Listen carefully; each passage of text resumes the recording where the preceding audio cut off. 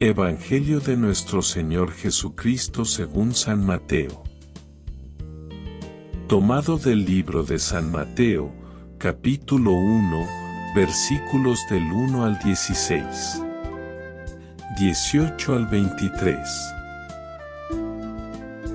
Fiesta de la Natividad de la Santísima Virgen María.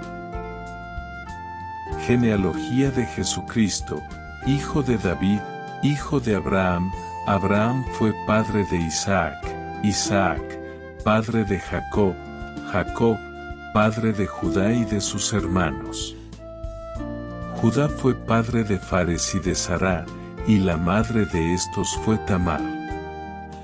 Fares fue padre de Esrón, Esrón padre de Aram, Aram, padre de Aminadab, Aminadab, padre de Naasón, Naasón, padre de Salmón.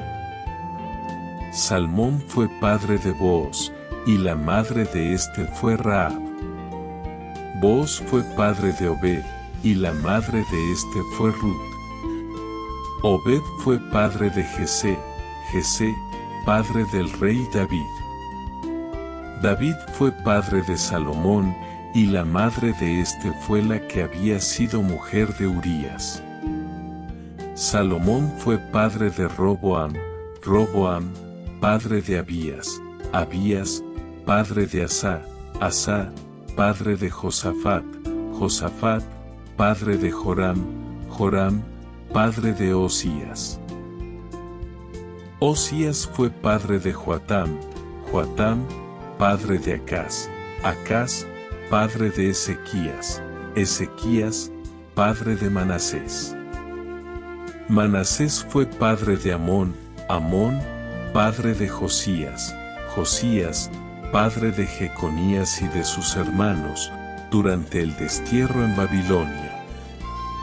Después del destierro en Babilonia, Jeconías fue padre de Salatiel, Salatiel, padre de Zorobabel, Zorobabel, padre de Abiud, Abiud, padre de Eliasim, Eliasim, padre de Azor. Azor fue padre de Sadoc, Sadoc, padre de Aquim, Aquim, padre de Eliud, Eliud, padre de Eleazar, Eleazar, padre de Matán, Matán, padre de Jacob. Jacob fue padre de José, el esposo de María, de la cual nació Jesús, que es llamado Cristo. Este fue el origen de Jesucristo. María, su madre, estaba comprometida con José y, cuando todavía no habían vivido juntos, concibió un hijo por obra del Espíritu Santo. José, su esposo, que era un hombre justo y no quería denunciarla públicamente, resolvió abandonarla en secreto. Mientras pensaba en esto, el ángel del Señor se le apareció en sueños y le dijo: José, hijo de David, no temas recibir a María, tu esposa, porque lo que ha sido engendrado en ella proviene del Espíritu Santo. Ella dará a luz un hijo, a quien pondrás el nombre de Jesús, porque él salvará a su pueblo de todos sus pecados. Todo esto sucedió para que se cumpliera lo que el Señor había anunciado por el profeta: la Virgen concebirá y dará a luz un hijo a quien pondrán el nombre de Emmanuel, que traducido significa Dios con nosotros. Palabra del Señor. Petición. Señor, dame el espíritu generoso y obediente de San José para vivir mi vocación cristiana con esa misma magnanimidad. Meditación. Hoy, la genealogía de Jesús, el Salvador que tenía que venir y nacer de María, nos muestra cómo la obra de Dios está entretejida en la historia humana, y cómo Dios actúa en el secreto y en el silencio de cada día. Al mismo tiempo, vemos su seriedad en cumplir sus promesas. Incluso Ruth y Rahab, extranjeras convertidas a la fe en el único Dios, son antepasados del Salvador. El Espíritu Santo, que había de realizar en María la encarnación del Hijo, penetró, pues, en nuestra historia desde muy lejos, desde muy pronto, y trazó una ruta hasta llegar a María de Nazaret y, a través de ella, a su Hijo Jesús. He aquí que la Virgen concebirá y dará a luz un hijo, y le pondrán por nombre Emmanuel. Cuán espiritualmente delicadas debían ser las entrañas de María, su corazón y su voluntad, hasta el punto de atraer la atención del Padre y convertirla en Madre del Dios con los hombres. El que tenía que llevar la luz y la gracia sobrenaturales para la salvación de todos. Todo, en esta obra, nos lleva a contemplar, admirar y adorar, en la oración, la grandeza, la generosidad y la sencillez de la acción divina, que enaltece y rescatará nuestra estirpe humana implicándose de una manera personal. Más allá, en el Evangelio de hoy, vemos cómo fue notificado a María que traería a Dios, el Salvador del pueblo. Y pensemos que esta mujer, Virgen y Madre de Jesús, tenía que ser a la vez nuestra Madre. Esta especial elección de María, bendita entre todas las mujeres, hace que nos admiremos de la ternura de Dios en su manera de proceder, porque no nos redimió, por así decirlo, a distancia, sino vinculándose personalmente con nuestra familia y nuestra historia.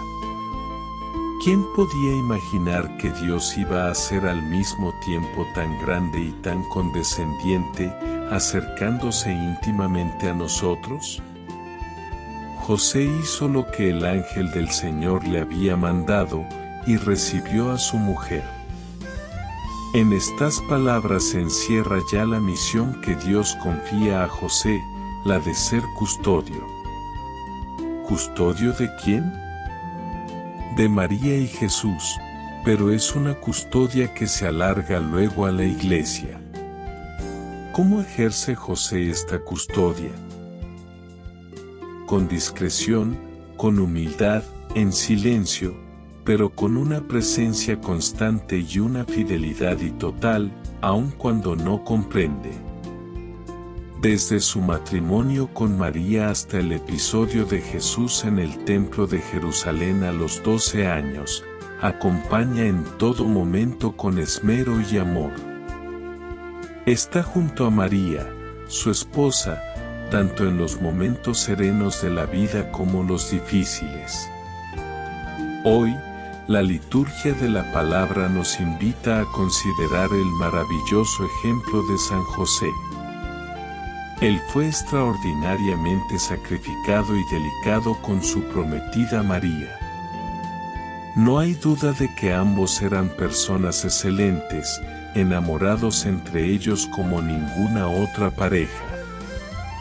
Pero, a la vez, hay que reconocer que el Altísimo quiso que su amor esponsalicio pasara por circunstancias muy exigentes. El cristianismo es la sorpresa de un Dios que se ha puesto de parte de su criatura. De hecho, ha sido Él quien ha tomado la iniciativa. Para venir a este mundo no ha esperado a que hiciésemos méritos. Con todo, Él propone su iniciativa, no la impone, casi, diríamos, nos pide permiso. A Santa María se le propuso, no se le impuso, la vocación de Madre de Dios. Él, que había tenido el poder de crearlo todo a partir de la nada, se negó a rehacer lo que había sido profanado si no concurría María. San Anselmo. Pero Dios no solamente nos pide permiso, sino también contribución con sus planes, y contribución heroica. Y así fue en el caso de María y José. En concreto, el niño Jesús necesitó unos padres. Más aún, necesitó el heroísmo de sus padres, que tuvieron que esforzarse mucho para defender la vida del pequeño Redentor. Lo que es muy bonito es que María reveló muy pocos detalles de su alumbramiento. Un hecho tan emblemático es relatado con solo 2 versículos. En cambio, fue más explícita al hablar de la delicadeza que su esposo José tuvo con ella. El hecho fue que, antes de empezar a estar juntos ellos, se encontró encinta por obra del Espíritu Santo. Y por no correr el riesgo de infamarla, José hubiera preferido desaparecer discretamente y renunciar a su amor, circunstancia que le desfavorecía socialmente. Así, antes de que hubiese sido promulgada la ley de la caridad, San José ya la practicó. María, y el trato justo con ella, fue su ley. María y José escriben una historia de amor única e irrepetible porque ambos se fían de Dios. A nosotros nos invitan a confiar más en su gracia que en nuestras cualidades, más en sus planes que en los propios. No hay mejor intérprete que aquel que deja que Dios haga la parte que en su vida tiene asignada, que no es poca.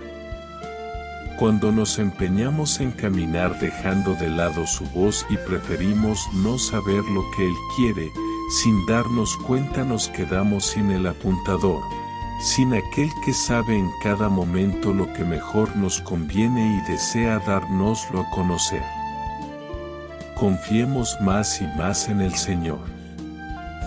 Digamos con Pedro aquella bella oración: Señor, ¿a quién iremos? Solo tú tienes palabras de vida eterna. Propósito: crear y fomentar, en todo lugar y momento, un ambiente de acogida y alegría. Diálogo con Cristo. Jesucristo, ayúdame a edificar mi propia santificación en la entrega generosa, en la búsqueda de tu gloria y en una esforzada abnegación de mí mismo, especialmente en el seno de mi propia familia, siguiendo el ejemplo de San José, quien ante una crisis, su primera reacción fue la caridad. De las disertaciones de San Andrés de Creta, obispo. Lo antiguo ha pasado, lo nuevo ha comenzado. Cristo es el término y el fin de la ley mosaica. Él nos hace pasar de la esclavitud de esta ley a la libertad del Espíritu. La ley tendía hacia Él como a su complemento, y Él, como supremo legislador, da cumplimiento a su misión, transformando en espíritu la letra de la ley. De este modo, hacía que todas las cosas lo tuviesen a Él por cabeza. La gracia es la que da vida a la ley y, por esto, es superior a la misma, y de la unión de ambas resulta un conjunto armonioso, conjunto que no hemos de considerar como una mezcla, en la cual alguno de los 2 elementos citados pierda sus características propias, sino como una transmutación divina, según la cual todo lo que había de esclavitud en la ley se cambia en suavidad y libertad, de modo que, como dice el apóstol, no vivamos ya esclavizados por los elementos del mundo, ni sujetos al yugo y a la esclavitud de la ley. Este es el compendio de todos los beneficios que Cristo nos ha hecho. Esta es la revelación del designio amoroso de Dios, su anonadamiento, su encarnación y la consiguiente divinización del hombre. Convenía, pues, que esta fulgurante y sorprendente venida de Dios a los hombres fuera precedida de algún hecho que nos preparara a recibir con gozo el gran don de la salvación. Y este es el significado de la fiesta que hoy celebramos, ya que el nacimiento de la Madre de Dios es el exordio de todo este cúmulo de bienes. Exordio que hallará su término y complemento en la unión del Verbo con la carne que le estaba destinada. El día de hoy nació la Virgen, es luego amamantada y se va desarrollando, y es preparada para ser la Madre de Dios, Rey de todos los siglos. Un doble beneficio nos aporta este hecho, nos conduce a la verdad y nos libera de una manera de vivir sujeta a la esclavitud de la letra de la ley. ¿De qué modo tiene lugar esto? Por el hecho de que la sombra se retira ante la llegada de la luz, y la gracia sustituye a la letra de la ley por la libertad del Espíritu. Precisamente la solemnidad de hoy representa el tránsito de un régimen al otro, en cuanto que convierte en realidad lo que no era más que símbolo y figura, sustituyendo lo antiguo por lo nuevo. Que toda la creación, pues, rebose de contento y contribuya a su modo a la alegría propia de este día. Cielo y tierra se unen en esta celebración, y que la festeje con gozo todo lo que hay en el mundo y por encima del mundo. Hoy, en efecto, ha sido construido el santuario creado del Creador de todas las cosas, y la creación, de un modo nuevo y más digno, queda dispuesta para hospedar en sí al Supremo Hacedor. Paz y bien.